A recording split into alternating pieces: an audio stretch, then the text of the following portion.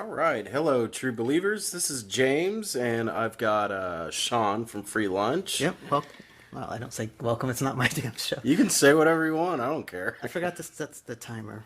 Oh, okay. So, I've done that now. Thank God. Yeah. Basically, Ant-Man. Last week, I went to go see Ant-Man in theaters, and as I was walking out to the parking lot, I ran into Sean over here. Yeah, that was a We were in the surprise. same theater. Yeah. Didn't even know it. Yeah. But so what'd you think of it? I went in with actually, I would say moderate to low expectations. Same here. Same here. And I had watched a YouTube video, and the guy said that he put it while the first Avengers and Iron Man 3 were at the top of his list or whatever, in some sort of nebulous, and Guardians of the Galaxy is like a nebulous top, kind of fighting for the top three. He put it at the four. Oh, really? Okay. Okay. And I'm like, well, I'm still gonna go into. Is it one of those guys that just like thinks everything's wonderful? Yeah. But it was really good. It was. It was surprisingly good. The thing about these Marvel, the MCU movies, in my opinion, that we really haven't had a really bad one yet. Like the worst ones, I think Incredible Hulk is probably the worst one, but I give that a pass because that was kind of before they knew exactly what they were doing. Iron Man 2 isn't great, but it's not as bad as the internet says. I wouldn't call it a bad movie by any means, but it's not a movie that I'm ever in the mood to go see, watch by itself. What about you on your least favorites? I would say the Hulk movie isn't near the top. Yeah. But I don't like the Thor movies. Either of them? Yeah. Yeah. Ant-Man, I was honestly expecting Ant-Man to be the worst.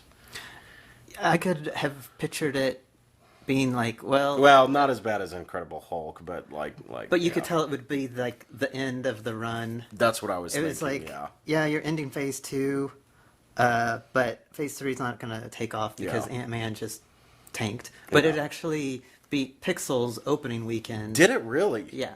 That So is it's very surprising. Yeah. So its non-opening weekend beat Pixel's opening weekend. And the thing about Ant-Man is there's a lot of history behind that movie.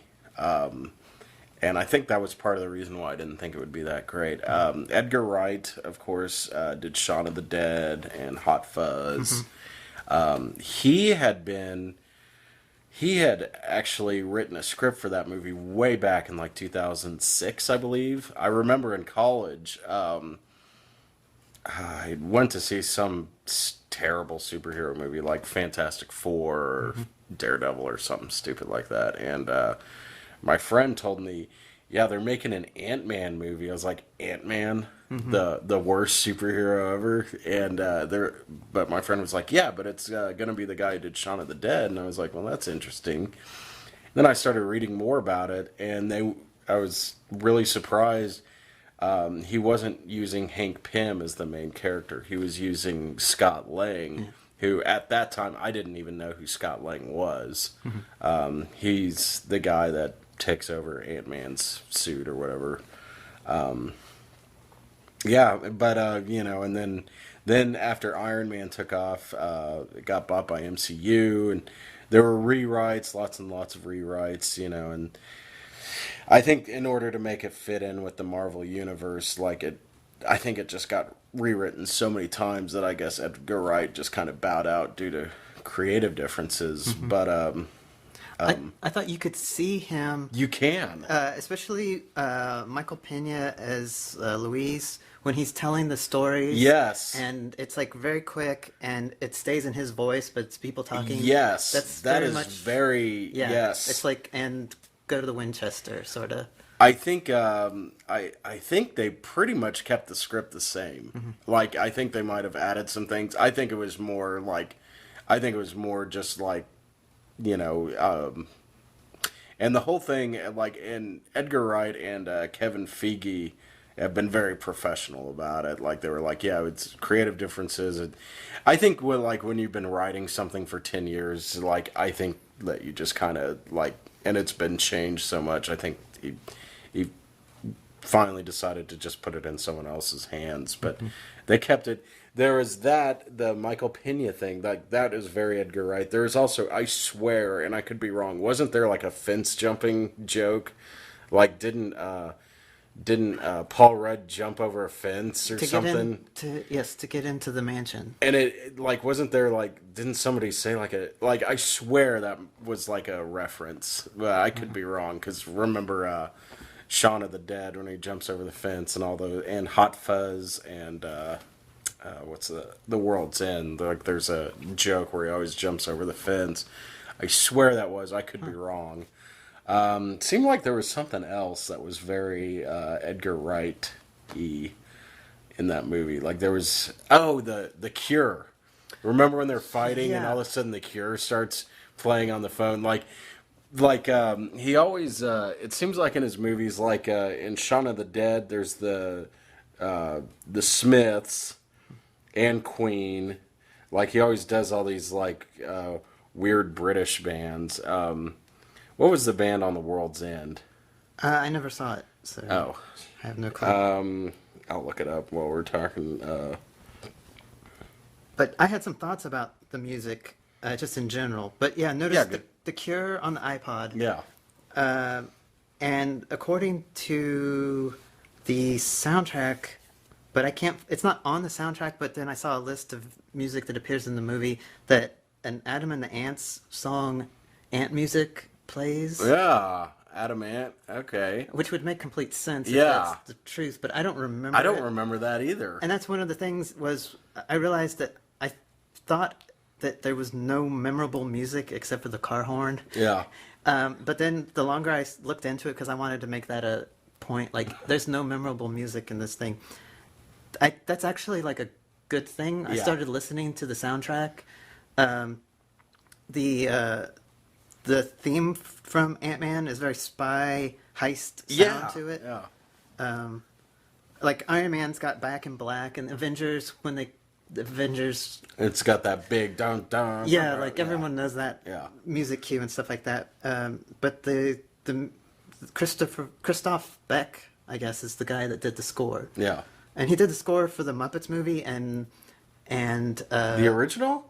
no, the one Oh, that's- the newer one? and the Muppets Most Wanted. Oh, But okay. he didn't do any of the music you remember, like the Flight of the Conchord stuff, Yeah. like all the, and basically if it had lyrics, it wasn't him, and you can't remember anything from it. Well, he's so good, I would say, at making a soundtrack that shouldn't be part of the The movie. like he's just doing it to keep the mood. It's like a white noise. Or, Yeah.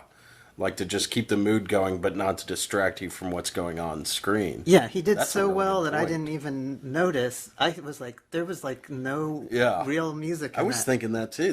That's a really good point, though.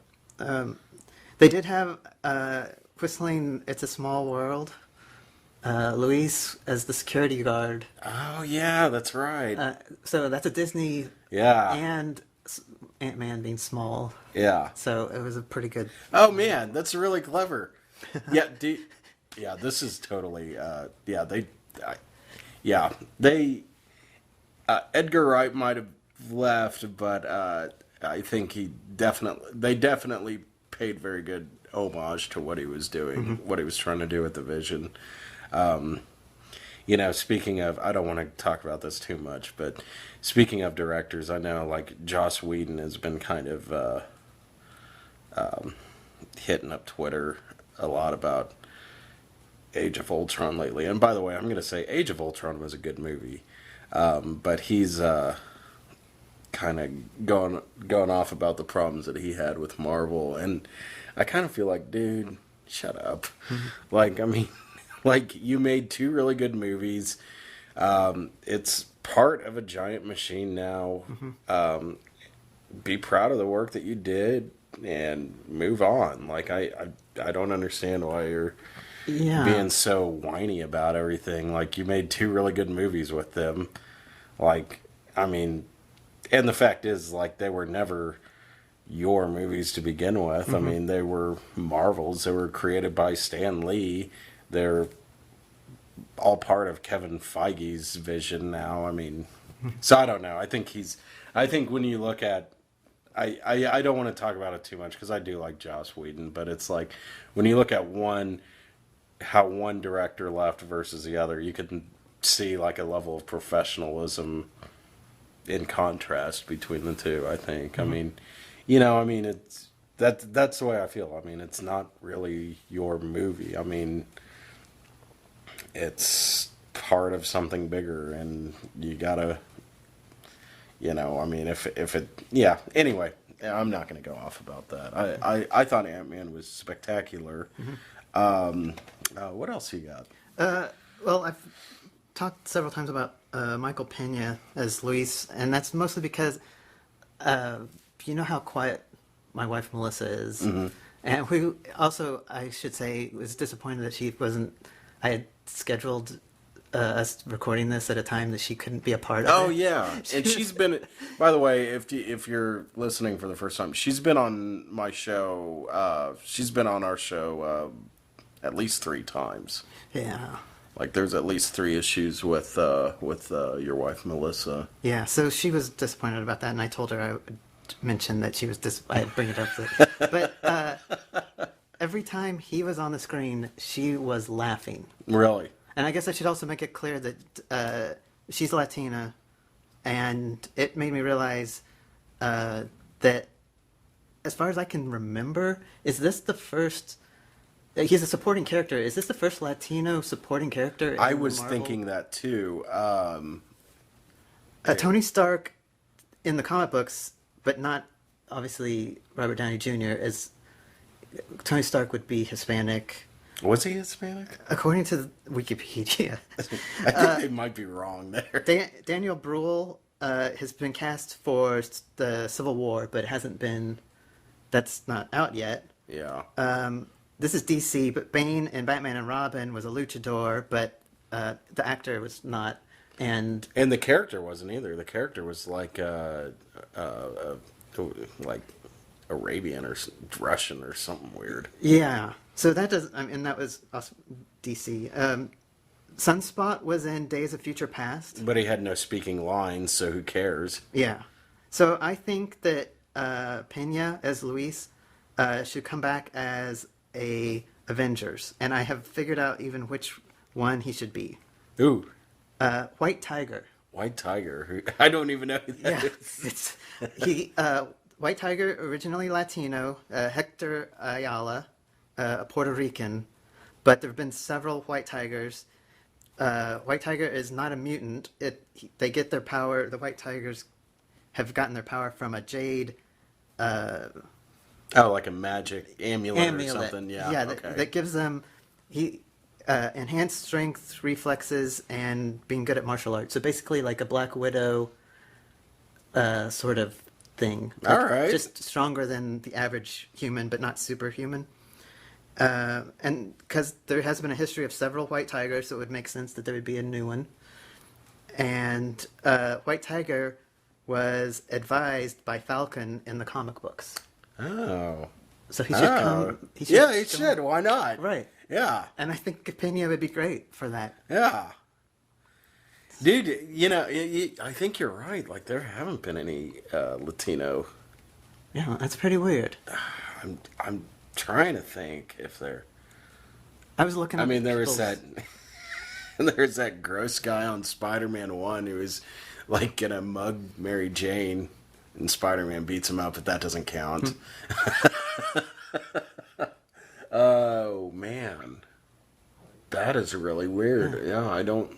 And I feel like every scene that he was in, Luis' character, like he stole that scene. Yeah.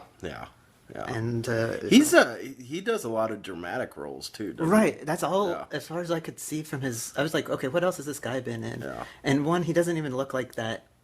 If you just see him as, because he was on like Fallon. Yeah. And it was like he doesn't look anything like his character. Yeah. And everything he's in, Tower Heist or whatever. just a lot of like but more like serious sort of roles. I also liked how, and I feel like they're continuing with Age of Ultron. They're continuing the big middle finger to Man of Steel, but I like how, like, as they're leaving, he's like they're blowing up the building. Michael Pena is like, "Oh, I forgot about that guy I knocked out." So then he goes and saves that guy. You know, that's something that, which I like. That's something that old, especially older movies from like the 80s and 90s, like you just assume everyone off camera gets killed and no one cares. And like they're finally starting to address that. And like, no, these do have consequences. The Russian guy who's not Russian in real life, did you know where he's from? No, I can He tell was you. on The Dark Knight. He was the guy that he was one of Joker's henchmen in Two-Face, or Harvey Dent before he was Two-Face. He captures him and he's flipping the coin and beating him up and trying to get him to talk. That was that Russian guy. Huh. Yeah. He was also in a Wendy's commercial.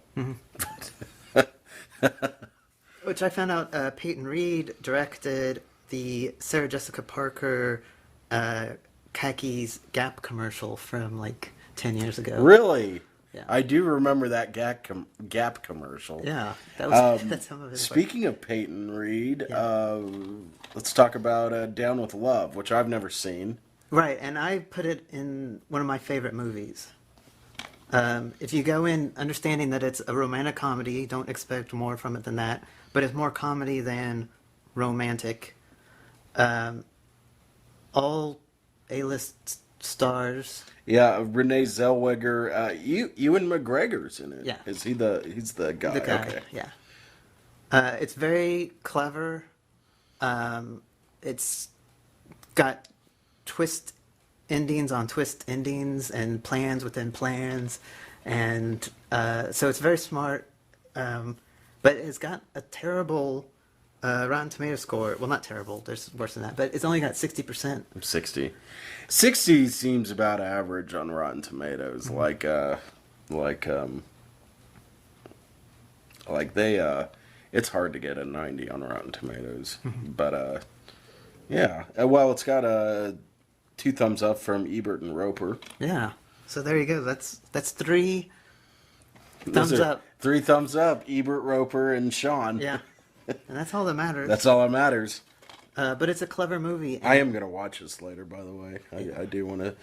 I'm really curious. It's got your endorsement. Yeah, my seal of and approval. I really want to see what that guy did. I really appreciated. I just thought it was a good movie. I thought the scene, and I know with the villain, it seemed a little similar to Jeff Bridges' character on Iron Man Yes. 1. Yeah. They kind of rehashed that Suits a little up bit. and fights yeah, at the end. yeah, he's a businessman who suits up and fights at the end. But it was a pretty good fight scene. I'll Yeah. give him that. Like I like that it was. Whereas with Iron Man 1, if I can name one problem with that movie, I love that movie. It's that the fight scene at the end wasn't very good. Like it was like, oh, here we go, like 2 robots punching each other. But but that's it. Like that movie's pretty much perfect in my opinion. But with Ant-Man, the fight scene was actually really good. Like yes, it's a rehash of the Jeff Bridges thing, but it's actually really fun really fun and exciting. I really like that they did the fight scene in Scott Lang's daughter's bedroom. Yeah. Like, yeah, I mean, that was really clever. Like, I hadn't seen anything like that in a superhero movie before. And it brought some lightheartedness to It did. what was a serious situation. Yeah, yeah. I really liked at the end when he shrinks down to subatomic levels. Like, that reminded me of Interstellar almost. Like, it was very trippy, very interesting. Which and it's a movie, and you suspend your disbelief, obviously. But if Pym particles work by reducing the space between I atoms, know. how do you get below the size of an atom? I know. It's really stupid. So I, like, and like, even like, and even the reducing, like, the whole Ant-Man has never made sense to me. Like, even, it's like, okay, they reduce the space between the atoms, but even then it's like, so does he keep the same mass? Like, if he, like, yeah, is he like 200 pounds with that suit on? but I mean, is he, yeah, I don't know. Is he the same mass? Is the weight different? Like, maybe gravity affects him differently now, so he doesn't weigh anything? And, like, how does he punch people? So I guess he does have the same mass if he's able to punch people. Yeah, and if he is able to be like a bullet, his punches are like a bullet when he's small. If he became extra large, would his punches be less powerful I don't know. because they would have more surface area? I think it's just that he has the same mass, but the weight, but gravity's affected. We're really Yeah, this is reading way into it. this 'Cause is more than this is like a dumb comic book. Like, we're going way too into it. and But something I wondered, and I'm hoping maybe you would know. Okay, Antony the flying ant. We saw the wing shot off at least. Melissa assumed that Antony died, but was he the ant that was made giant at the end?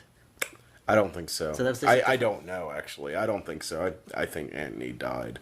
I But would have I don't know. I would didn't have liked think to have about that. seen him be the dog-sized ant that they take care I of. don't know. That is interesting. But- I thought it was really funny how they had that like sad slow mo dramatic of and it's like it's just an ant. But like I really thought that was funny. Which it was a bullet that hit the ant. Let's think about. Yeah, we're I shooting thought guns- that too. It's like how are these guys shooting We're ants? shooting guns at like ants, and we think that's a good idea. Like, and that just cracked me up. It's like you guys are shooting at a guy this big. Yeah. Like what are you like? Do you really think you're gonna hit him? But apparently they have a really good shot because yeah. they shot his ant. Right. Like what?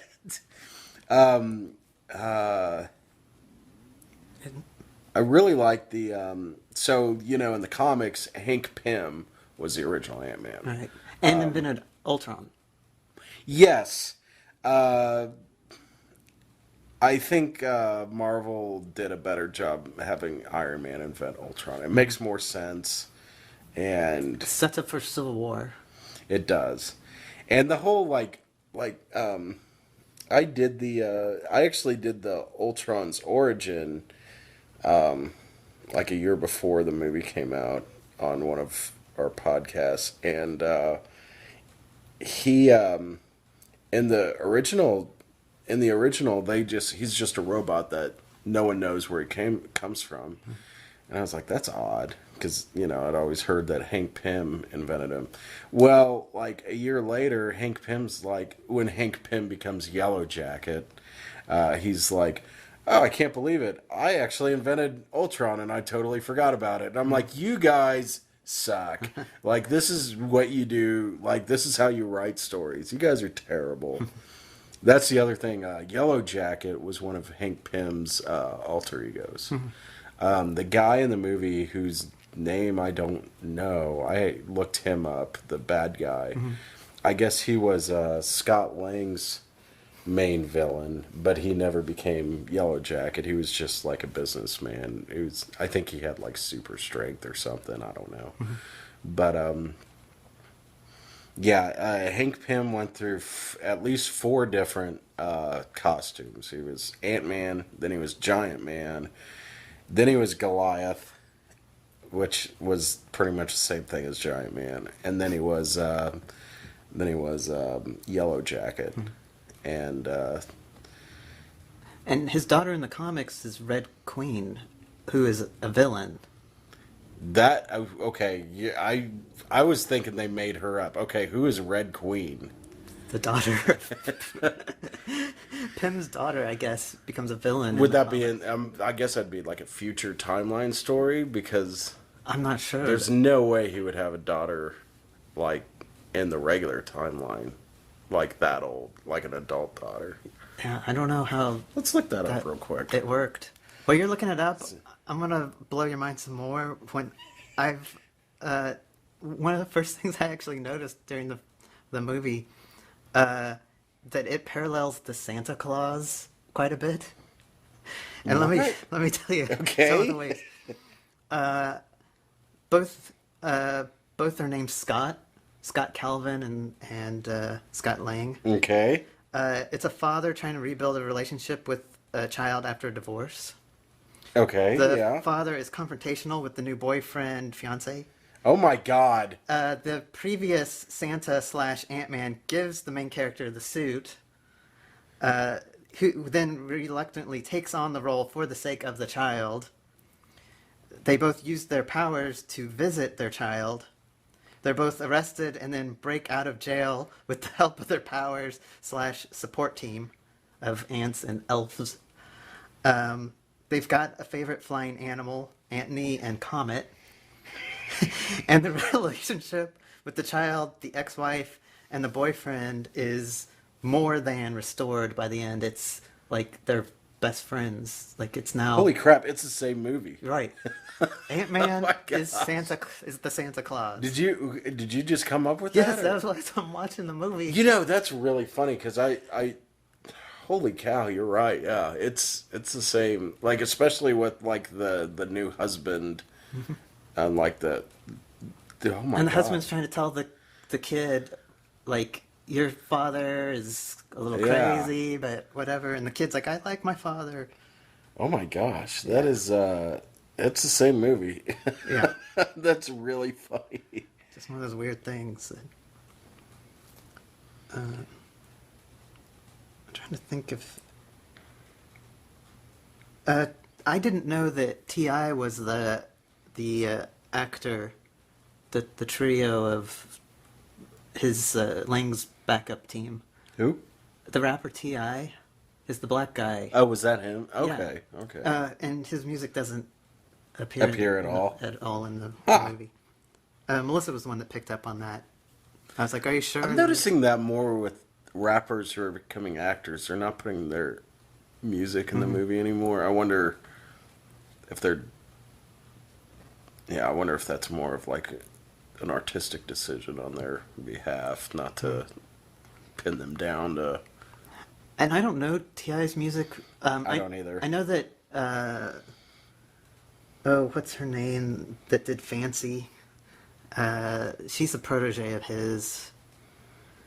Doesn't matter. But so I don't know what his music sounds like, but would it have fit with the movie? And I would guess it wouldn't. Yeah. So Probably not. Probably not. So I just looked up Hope Pym or Hope Van Dyne or whatever. You're right. She is a villain, Red Queen. She does take place in an alternative future. okay. So that's really weird. Like, I figured that was just a character they made up. You know who she is, though, right? She's Kate from Lost. Oh no, I didn't ever watch Lost. So. Yeah, it's okay. It's really good, and then when it's over, you're like, oh, Like Seinfeld. worse. Because at least with Seinfeld, you can like pretend like you don't see the final episode and still enjoy it. With Lost, it's like, no, they really didn't bother writing any conclusion to this mystery. It's just there we go.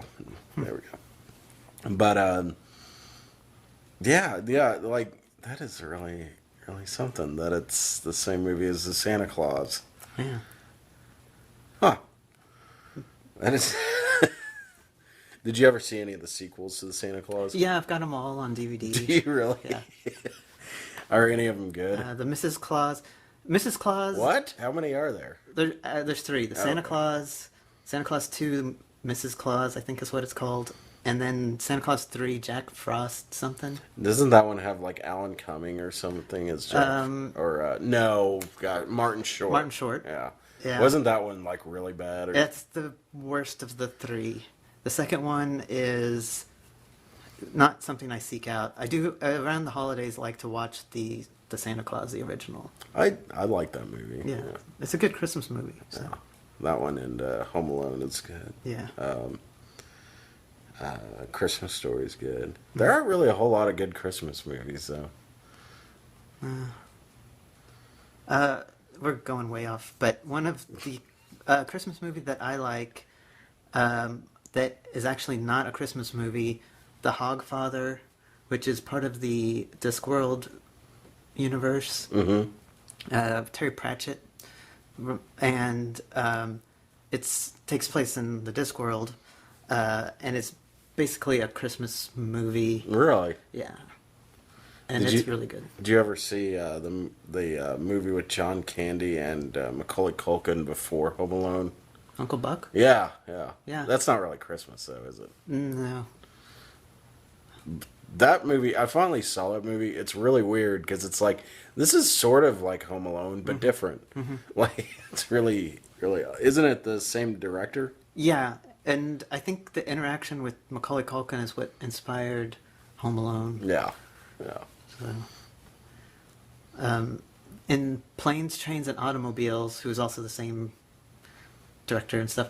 Oh, and what is his name? Because he also did like Breakfast Club and all that. Chris Columbus directed Hughes.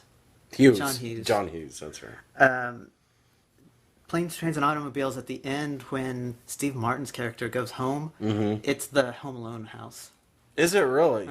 I didn't know that. Yeah, it's kind of weird. I have that movie on Blu-ray, and I haven't seen it in years. I bought it on Blu-ray, and I still haven't had a chance to watch it again. Yeah. I think I will after I watch Down with Love by myself. But yeah, and let's see. Ant-Man is pretty darn awesome. Yeah, I think You've got a Avengers. we do. A little background on this. We've got some mail. This one is Avengers. What is it? 223 issue. I believe so. Yeah. Early 1980s. This one came out right after Hank Pym in his Yellow Jacket persona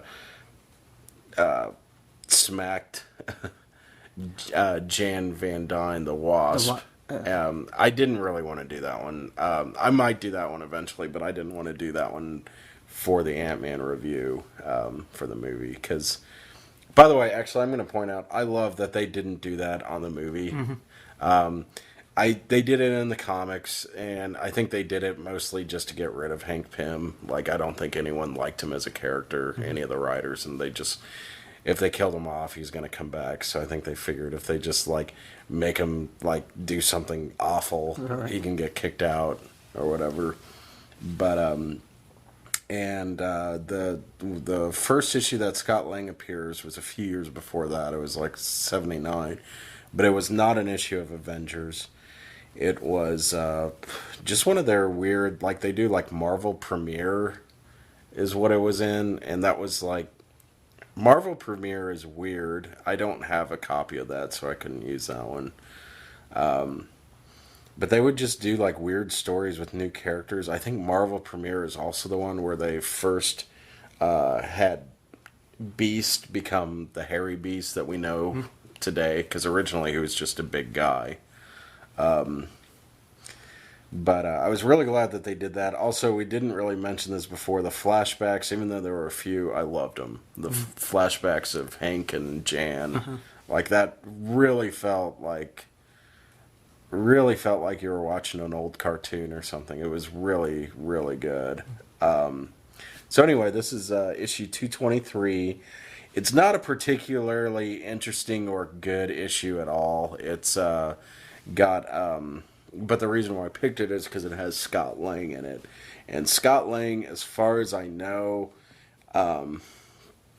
didn't join the Avengers. I could be wrong, but as far as I know, he didn't.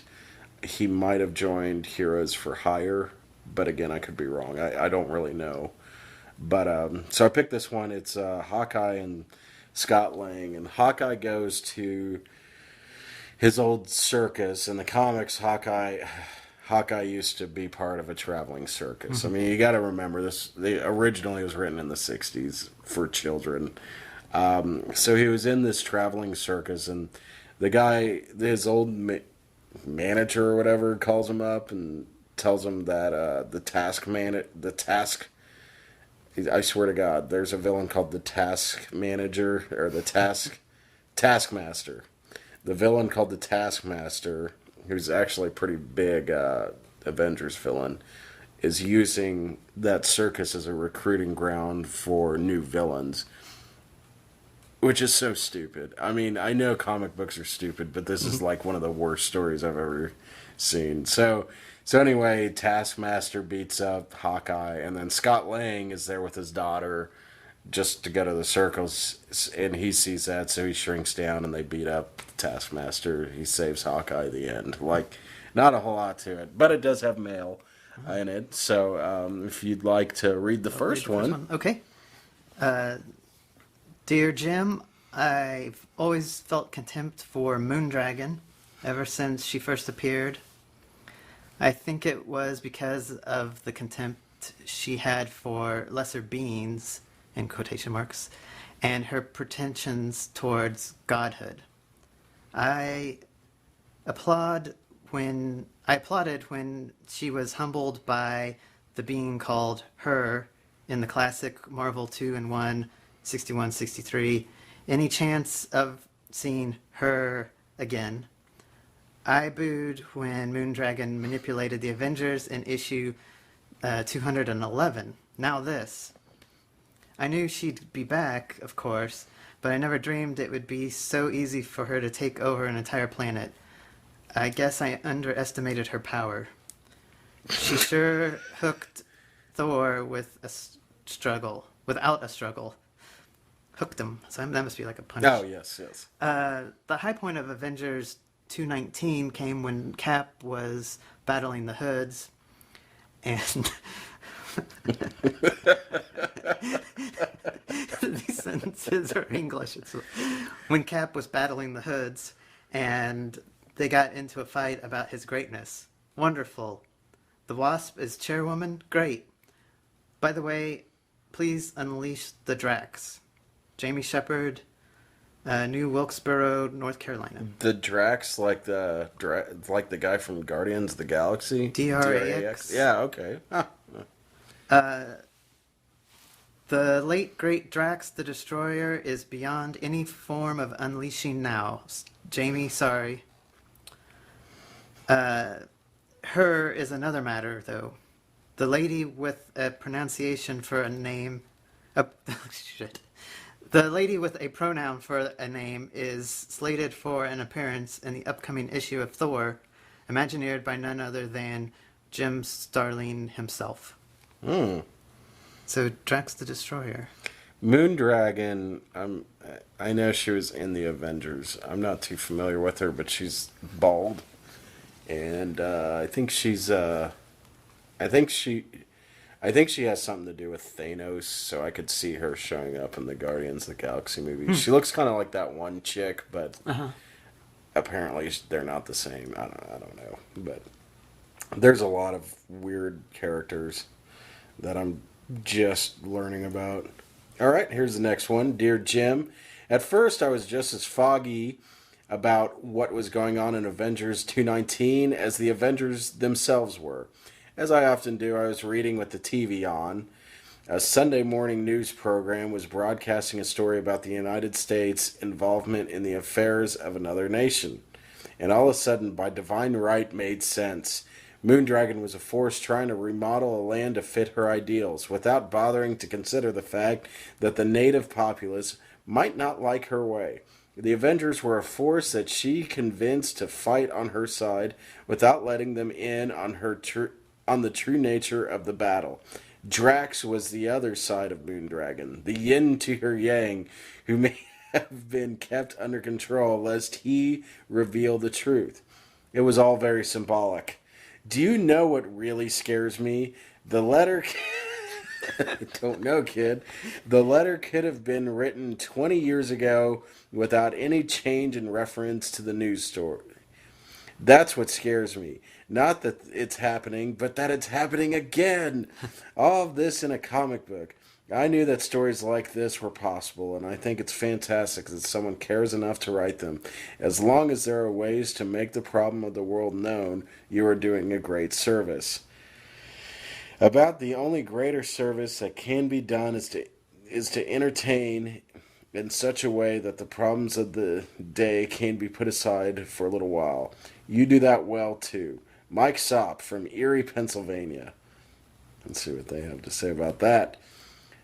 The really spooky thing, Mike, is that Jim didn't have any topical news stories in mind when he wrote Avengers 219. It appears that those of us who refuse to learn the lessons of history are indeed doomed to repeat them.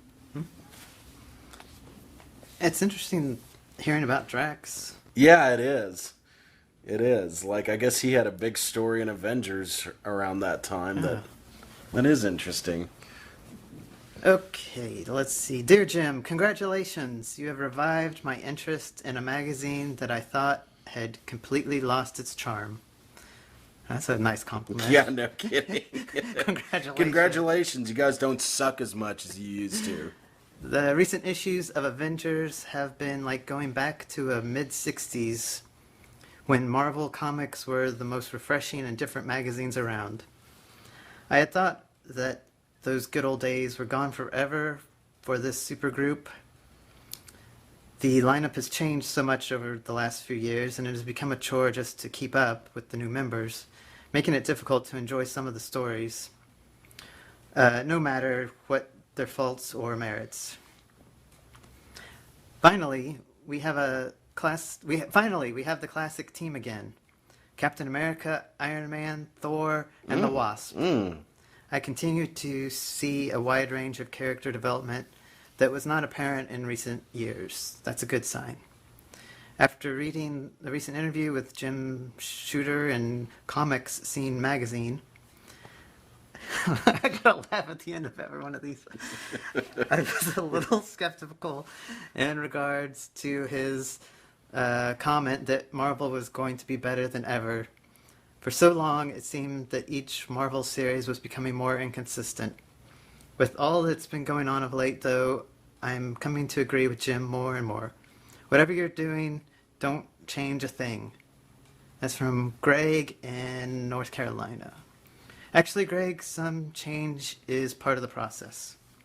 We're the first to admit that we're not perfect, but we'll keep trying. And so, yes, there will be change from time to time. As cliched as it might seem to some, that's life. Our goal is to keep the Avengers and all our books as fresh and enthralling as possible, without ever losing sight of the things that first made Marvel the force that it is.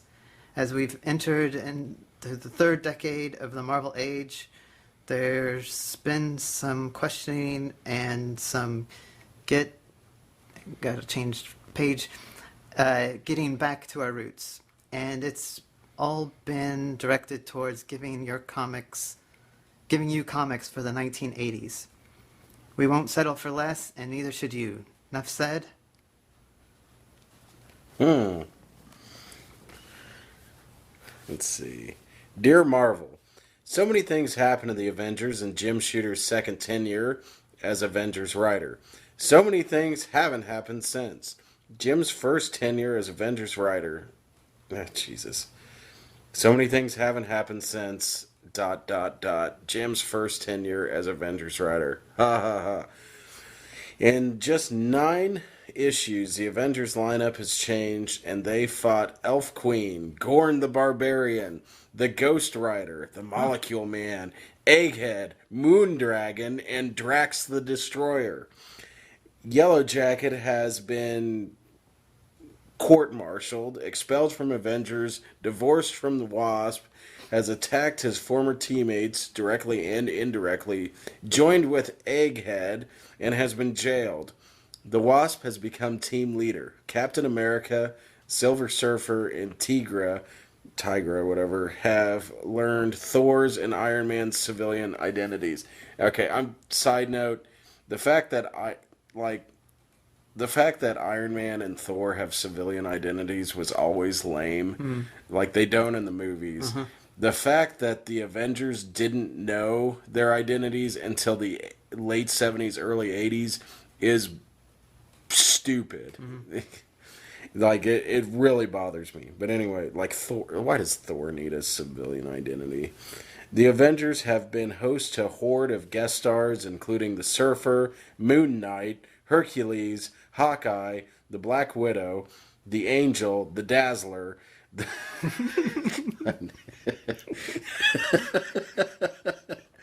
Black Panther, Iceman, and the Fantastic Four.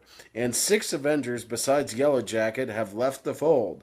Obviously, this is the most interesting and exciting Avengers series in years. The Avengers hasn't been this good since the Michael Korvac saga of several years ago. So what's next? That's from Stu Kroll in New Jersey. Next, as you've seen, Stu, has been the introduction of 2 new Avengers: the return of Egghead, and this issue, a guest appearance by Ant-Man. And next issue, there's a new romantic interest in the life of the Wasp. And wait till you see who it is. Plus, there's trouble down below. Oh, phrasing, guys. It's a danger zone. Oh, yeah. Danger zone. And Ant-Man pays a visit to Henry Pym. It all takes place in Avengers issue 224.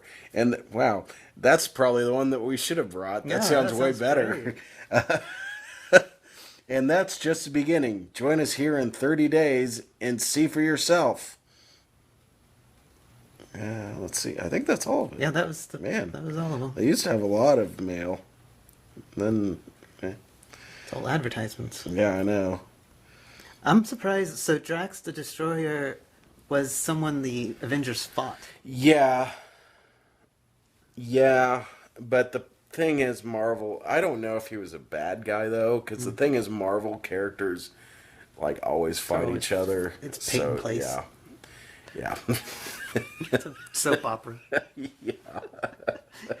It is the biggest soap opera for 13-year-old boys. But yeah, I know, yeah, like I'm really, before Guardians of the Galaxy, I had heard of Drax, but I wasn't familiar with him. Really, the only character from that well, there are only 2 characters from that movie that I was really familiar with, and that's the bad guy, Ronan. Ronan's been around for a while. He started as a Fantastic Four villain, and then he was an Avengers villain. He's just like a big villain. And Thanos? oh yeah, Thanos. I guess there are a couple more that I'm familiar with. Ronan, Thanos, and the Collector. Like all the bad guys I was familiar with. Like the Collector, like I still can't believe that the Collector is in a movie now, because he's like the most ridiculous villain ever. Like, but it worked really well. Yeah, it was perfect. Let's see. Are there any closing thoughts of Ant-Man? One thing about Ant-Man that I will say that I also really liked was it kind of felt like Phase 1 again. Like I mean, nothing wrong. Like I love all the big Phase 2 movies, but like it was kind of nice to go back to basics. Get rid of the. There aren't any robots or gods or Guy Pearce or anything like that in this movie. Like it's pretty much a pretty basic, easy, more down to earth story. I guess it's a much smaller story, so to speak. And could stand on its own without. It can, yeah. It can. I mean, the cameo with Falcon was really cool, but it really didn't. It wasn't a necessary part of the story, which is, and nothing wrong with that. It was a really, really good scene, but it was they could have not put it in, and the story would have just been fine as a standalone. And I think people that, if that was their first Marvel movie, would not be confused. Yeah, that's the other thing. It's like, yeah, Yeah, because it's like, oh, there's other superheroes, whatever. And Mm. Falcon isn't a particularly weird superhero. He's just a guy with like Wings. wings and a jetpack. I Uh-huh. mean, he's it's pretty easy to figure out. Like you don't need a whole lot of backstory with him. I really like that guy too, the guy that plays Falcon. Like I think he's really cool. I still haven't seen Winter Soldier. It's you need to. It's really good. Mm. Probably it's probably their none of the Marvel movies have been too dark. It's probably the darkest one though. Most serious. It's the closest that they've gotten to Dark Knight in my opinion. Like it's not there, but it's the closest. It's really good. It's worth watching. It's kind of a political thriller, even though it takes place in an imaginary world. But you know, Gotham was an imaginary city too. So, but yeah, it's a good movie. Ant-Man. What would you give Ant-Man a grade? I would. I've been telling everyone to go see it. Yeah, To go in expecting a heist movie and not a Yeah. superhero Yeah. movie. It's not an action movie as much as it's a heist movie, and it may not be as clever as Ocean's 11 or the Thomas Crown Affair or something like that. But I found myself smiling yeah, through the No. movie. There were points where I wasn't smiling when like the sheep are dying and stuff like that. yeah. That sucked. But for I mean like the reason I noticed that I was smiling is my face was starting to hurt from Yeah. the smile. Yeah. So I think that's something for a movie to be able to do that. It's a really good movie. It really is. I was surprised by how good it was. Yeah. Yeah, I think that pretty much covers it. Do you have anything else? No, that was it. All right, guys. If you haven't seen it yet, go see it. Seriously, Ant-Man. Have a good night.